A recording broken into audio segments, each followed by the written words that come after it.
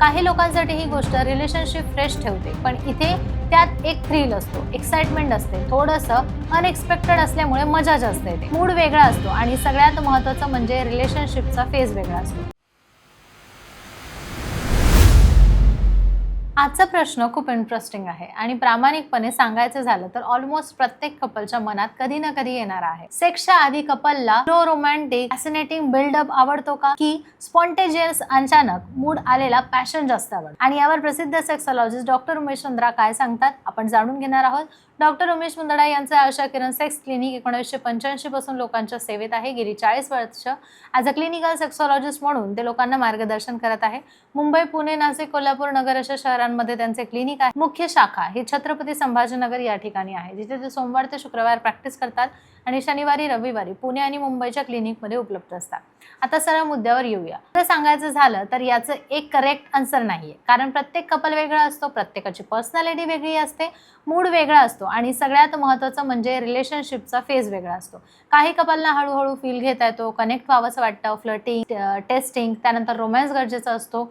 तर काहींना स्पॉन्टेनियस सुद्धा आवडू शकतं, कारण त्यांना इमोशनल कनेक्शन गरजेचा वाटतो.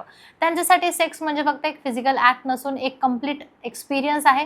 पण दुसऱ्या बाजूला कपल असे सुद्धा असतात ज्यांना अचानक आलेली स्पार्क जास्त आवडते, म्हणजेच कधीही कुठल्याही मोमेंटला मूड आला आणि लगेच क्लोजनेस झाला.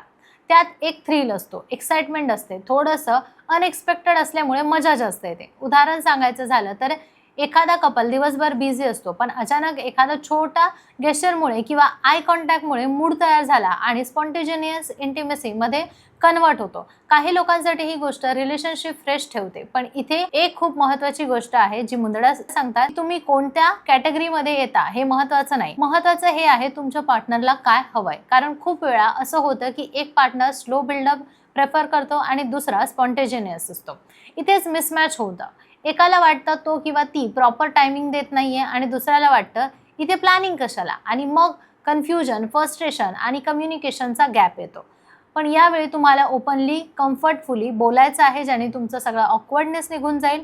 पण जेव्हा ओपनली तुम्ही बोलता तेव्हा रिलेशनशिपमध्ये क्लिअरिटी येते. उदाहरणार्थ तुम्ही असं बोलू शकता, मला थोडा टाईम घेऊन क्लोजनेस वाढवायला आवडतो, किंवा मला अचानक मोमेंट खूप एक्साइटिंग वाटते.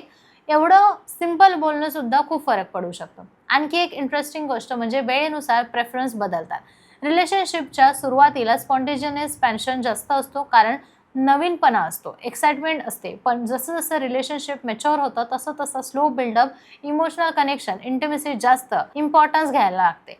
ते पूर्णपणे नॉर्मल आहे. आता काही प्रॅक्टिकल टिप्स पण डॉक्टर मुंदडा देतात, की जर तुम्हाला तुमची इंटिमेसी इम्प्रूव्ह करायची असेल तर दोन्ही गोष्टी बॅलन्स करणं शिकायचं आहे.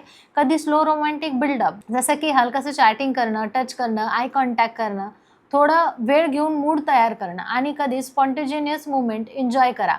म्हणजेच रिलेशनशिपमध्ये एक्साइटमेंट टिकून राहते. हे अगदी म्युझिकसारखं आहे, स्लो मेलोडी तर कधी फास्ट बीट.